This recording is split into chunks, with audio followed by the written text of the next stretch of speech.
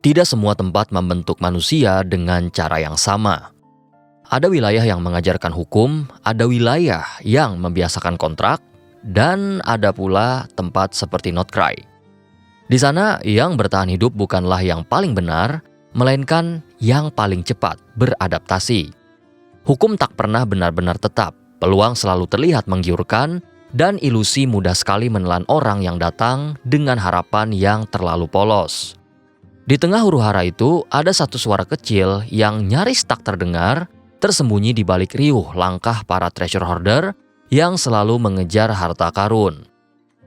Jahoda kecil tidak tahu dari mana dia berasal, apalagi siapa orang tuanya. Yang ia tahu adalah, sejak awal ia sudah menjadi bagian dari Seahawk Gang, dan bagi Jahoda itu sudah cukup. Kelompok itu memberinya tempat bernaung, makanan, dan sesuatu yang paling jarang ditemukan di Notcry, yaitu kekeluargaan. Sejak kecil, Jahoda terbiasa dikelilingi oleh orang-orang dewasa yang gemar terjaga di malam hari. Kadang untuk berpesta, kadang untuk memulihkan luka, atau kadang karena terlalu mabuk saja untuk bisa tidur. Keributan itu membuatnya sulit memejamkan mata, dan kalau sudah benar-benar terganggu, Jahoda punya cara tersendiri, yaitu melemparkan boneka kain kesayangannya keluar jendela dan berteriak agar mereka semua diam. Bukannya marah, para pemabuk justru tertawa karena salah satu dari mereka menjadi bagian dari sasaran lemparnya. Boneka itu pun dipungut dan dibersihkan, lalu diletakkan kembali di samping ranjangnya, sebelum mereka mendengar rengekan Jahoda di keesokan harinya.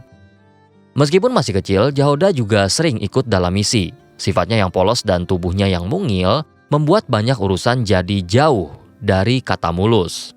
Dan kalau bukan misi yang mengganggu, biasanya pikirannya sendiri tak berhenti bekerja. Jahoda akan membangunkan Zinaida di tengah malam, mengoceh tentang apa saja, dari misi-misi sampai hal-hal sepele yang membuatnya penasaran. Lalu kemudian dia tertidur, bersandar di bahu Zinaida. Begitu sadar Jahoda sudah lelah, Zinaida akan menggendongnya pulang, menyelimutinya, dan meninggalkan segelas air di samping kasurnya. Zinaida tahu setelah mengeluh panjang, Jahoda hampir pasti kehausan begitu terbangun nantinya. Namun dunia treasure hoarder tetap dunia yang keras, penuh dengan tipu daya, kekerasan, dan untung rugi. Dan Jahoda dengan sifat sepolos itu sering jadi titik yang tidak pas di dalamnya. Ya, Seahawk Gang sendiri memang tidak sepenuhnya hitam, mereka masih punya batas. Tetapi justru karena itulah masalah sering muncul, entah bagi Jahoda ataupun bagi Seahawk Gang itu sendiri. Pernah satu kali Seahawk Gang menjatuhkan seorang pedagang licik yang menipu puluhan korban. Hartanya dirampas, uang para korban dikembalikan, dan Seahawk Gang mendapat bagian besar atas prestasi itu, termasuk untuk Jahoda. Malam itu pun dirayakan dengan pesta yang sangat besar. Sampai mereka menemukan satu benda yang mengubah suasana, sebuah liontin. Begitu liontin itu diambil, si pedagang menerjang seperti orang kehilangan akal untuk kemudian merebutnya kembali. Ya, karena ia kalah jumlah dan kalah tenaga, ia pun hanya bisa menangis dan bersumpah pada langit. Kemudian berkata bahwa ia bersedia melakukan apa saja asalkan liontin itu dikembalikan, karena di dalamnya tersimpan satu-satunya foto istri dan putrinya yang tersisa. Seahawk Gang yang tetap seorang pencuri tidak menelan cerita itu mentah-mentah. Mereka terlalu sering mendengar alasan yang serupa. Bahkan sebagian curiga liontin itu menyimpan petunjuk menuju harta yang lebih besar. Mereka pun tetap menahannya dan membawa pulang semua harta si pedagang. Tapi rupanya ada yang percaya. Ketika pembagian bonus dimulai, mereka sadar Jahoda menghilang. Dan begitu juga dengan liontin yang ikut hilang bersamanya. Pesta pun berubah menjadi campuran amarah dan bingung. Namun tidak ada yang benar-benar percaya Jahoda berkhianat hanya demi sebuah liontin. Mereka malah sangat yakin bahwa Jahoda sendiri belum paham arti berkhianat. Di tengah kegaduhan itu, Zinaida akhirnya bicara dengan pelan. Mungkin Jahoda percaya ucapan pedagang tadi dan pergi mengembalikannya. Kemudian tak lama setelahnya, sebuah pintu kecil di belakang lobi terbuka. Jahoda menjulurkan kepalanya perlahan. Ia seperti ingin menyelinap kembali diam-diam tanpa ketahuan, tapi yang terjadi justru sebaliknya. Ya, semua menatapnya. Jahoda pun gugup dan hanya bisa beralasan bahwa dia baru saja dari toilet. Satu persatu anggota pun menghela napas. Jahoda adalah orang yang paling payah berbohong di anggota Siu Geng, dan tanpa interogasi pun mereka sudah tahu apa yang baru saja ia lakukan. Malam itu pun Jahoda menanggung amarah bosnya dan ia pun tidak mendapatkan bonus. Ya, semua cerita-cerita indah ataupun konyol semacam itu pada akhirnya akan menemui akhir. Ya, meskipun pamor Siu Geng cukup besar pada masanya, di tanah tanpa hukum yang tetap, uang bisa mengubah manusia secara perlahan sampai batas yang dulu terasa mustahil, tiba-tiba dilangkahi begitu saja. Hal itulah yang akhirnya menimpa Siu Geng. Kekacauan meledak dari dalam, darah, kerakusan, ambisi, dan amarah bercampur jadi satu. Sosok yang selama ini mengendalikan kota Nasya pun jatuh, dan ruang kosong itu digantikan figur baru yang masih misterius.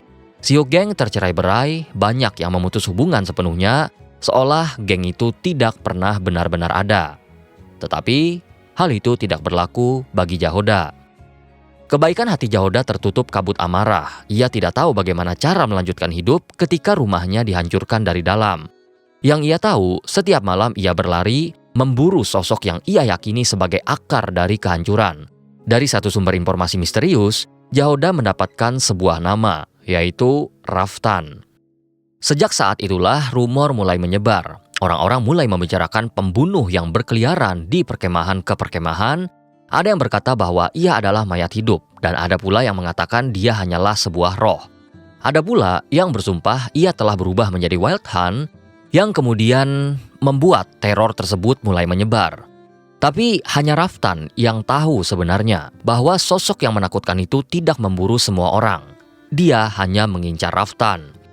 Raftan tahu betul bahwa dia adalah Jahoda, dan dia masih ingat bahwa Jahoda kecil adalah gadis yang polos dengan mata yang penuh rasa ingin tahu. Tapi dia tidak pernah menyangka gadis itu kelak memburunya tanpa henti. Dan Raftan tahu betul ada satu nama yang paling bertanggung jawab atas perubahan Jahoda, yaitu Raftan sendiri. Karena itulah Raftan tahu betul bahwa satu-satunya cara yang bisa ia lakukan adalah mengakhirinya. Malam itu obor-obor dinyalakan, perkemahan dibuat terasa terang seolah mengundang akhir yang datang. Raftan berdiri di tengah dengan belati di tangan, yang mana senjata itu terasa sangat berat, entah karena ia sudah lama tidak mengangkatnya, atau karena ia akhirnya mengerti siapa yang ia hadapi. Jahoda pun datang dan dengan mudah melewati semua pertahanan yang dibuat oleh Raftan. Raftan ingin bernegosiasi, ia ingin meminta maaf dan menawarkan apapun seolah semua masih bisa dibayar. Tapi begitu berdiri di hadapan Jahoda yang kurus dan penuh dengan luka, ia tahu satu hal. Sebanyak apapun maaf tak akan menghapus kebencian itu. Sebanyak apapun Mora tak akan mengembalikan keluarga yang sudah hancur. Yang tersisa hanya satu pilihan, mengangkat senjata dan bertahan selama mungkin. Dan mungkin bukan untuk menang, melainkan untuk menunda akhir dengan harapan yang bahkan ia tahu sendiri tidak akan pernah terwujud. Dan setelahnya, kepala dari Raftan pun terpisah dari tubuhnya. Ketika semua selesai, darah menggenang di tanah perkemahan. Raftan tewas dan Jahoda masih hidup. Balas dendam pun tercapai, namun yang dirasakan oleh Jahoda adalah kehampaan. Ia tak lagi punya tempat pulang, tak lagi punya tujuan, tak lagi punya sandaran. Bahkan tangan kanannya pun hilang. Dalam kondisi seperti itu, kematian terasa seperti jawaban yang paling mudah, sekaligus yang paling dekat. Namun tak lama setelah pertarungan itu, seorang wanita berjalan menghampiri Jahoda. Jahoda mengenalnya, dialah sumber informasi tentang Raftan, dan Jahoda paham kedatangannya bukan untuk menolong, melainkan menagih sesuatu yang setara. Namun berapa kali pun Jahoda mengatakan bahwa ia akan membayar semuanya, wanita itu tahu bahwa Jahoda tak membawa apapun yang bernilai, sehingga Jahoda pun hanya bisa menawarkan satu hal, yaitu bekerja untuk dia. Wanita itu memberikan beberapa pilihan, termasuk pilihan yang membuat Jahoda bisa hidup lebih aman dan memulai dari awal. Namun Jahoda menolak semuanya karena dia tidak mencari pelarian. Ia tidak butuh hatinya disembuhkan karena ia sudah terbiasa terluka. Luka itu pun dibiarkan untuk menutup sendiri, lalu membekas sebagai saksi bahwa ia pernah bertahan. Untuk luka di hatinya, Jahoda memilih memperlakukannya dengan cara yang sama. Pada akhirnya wanita itu sepakat untuk mempekerjakan Jahoda bukan sebagai orang yang diselamatkan, melainkan sebagai pegawai pertama dan satu-satunya di Kuratorium of Secret. Dan sejak hari itu, Jahoda memanggilnya dengan sebutan yang mengunci takdirnya, yaitu Bos Nev. Sejak menjadi pegawai Coratorium of Secret, hidup Jahoda dipenuhi dengan hal-hal yang harus dikejar sekaligus. Ia memesan lengan mekanik baru dari Aino dan Ineva, lalu menjalani tugas-tugas dari bos Nefer, yang pada praktiknya seringkali berarti mengurus Ashru dan membereskan hal-hal kecil agar Nefer bisa tetap tidur nyenyak. Namun Nefer tidak hanya butuh Jahoda yang ada, Nefer butuh Jahoda yang diakui. Karena di Notcry, pengakuan kadang datang dari sebuah simbol, dan simbol yang paling cepat mengubah cara pandang orang adalah sebuah vision. Masalahnya, tidak ada yang tahu kapan tatapan dewa akan tertuju pada Jahoda, sementara Nefer tidak bisa menunggu juga. Jadi Nefer memberikan Jahoda sebuah vision, namun vision palsu, hanya sebuah bola kaca, dan menyuruhnya mengenakannya kemanapun ia pergi. Dan efeknya langsung terasa, pandangan orang-orang mulai berubah total, misi-misi berat mulai bermunculan, bayaran menjadi fantastis, dan tatapan kagum bercampur ekspektasi pun menghujani Jahoda. Jahoda senang karena bisa membantu lebih banyak orang, tapi setiap misi juga membuat nafasnya semakin pendek. Ia tidak berani berhenti, seolah berhenti berarti membuktikan bahwa semua orang salah menaruh harapan. Jahoda tahu bahwa bola kaca itu palsu, ia sudah tahu sejak awal, tapi setiap kali orang percaya padanya, ia menggenggamnya lebih erat. Ia membiasakan diri menggumamkan satu kalimat yang sama, bahwa vision itu asli dan dia punya sebuah vision. Gumaman itu sampai terbawa ke mimpinya dan membayangkan bola kaca itu menyala dan berubah menjadi vision sungguhan, serta memberikannya kekuatan yang benar-benar berguna. Dan pada satu malam, ketika kebohongan itu sudah melekat seperti kenyataan, seberkas cahaya hijau menyala di sampingnya, dan bola kaca itu pun bersinar, berubah menjadi sebuah vision yang asli. Ya, di momen itu, kebohongan yang selama ini Jahoda genggam menjadi kenyataan.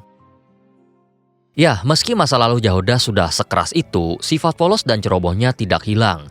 Kadang ia tersandung di tengah misi, kadang tanpa sadar membeberkan informasi, kadang tertipu pedagang kikir yang masih ia anggap orang baik, dan bisa dikatakan bahwa Jahoda adalah satu-satunya titik lemah bagi Coratorium of Secret. Tapi Nefer selalu punya cara untuk menutup celah itu dengan kata-kata, seolah semuanya terkendali, dan seolah Jahoda memang bagian dari perhitungannya. Dan di sisi lain, Jahoda yang sering menghitung berapa kali bosnya marah padanya, ia pun sering menanyakan hal yang sama kepada bos Nefer, bahwa kecerobohannya tidak akan membuat dia dipecat kan? Nefer pun hanya menatapnya santai, lalu menjawab dengan alasan yang terdengar konyol tapi konsisten, bahwa Jahoda sangat dibutuhkan untuk mengurus Ashru, agar Nefer tidak perlu turun tangan pada pekerjaan remeh-temeh yang mengganggu kualitas tidurnya. Namun di balik jawaban ringan itu, ada alasan lain, rasa penasaran yang tak pernah Nefer ucapkan secara terang-terangan. Akan jadi apa Jahoda nantinya, dan pencapaian apa yang akan diraih oleh Jahoda. Ya, begitulah pikir bos Coratorium of Secret tersebut ketika ia menatap Jahoda yang terlihat konyol ketika masih berlari mengejar Ashru.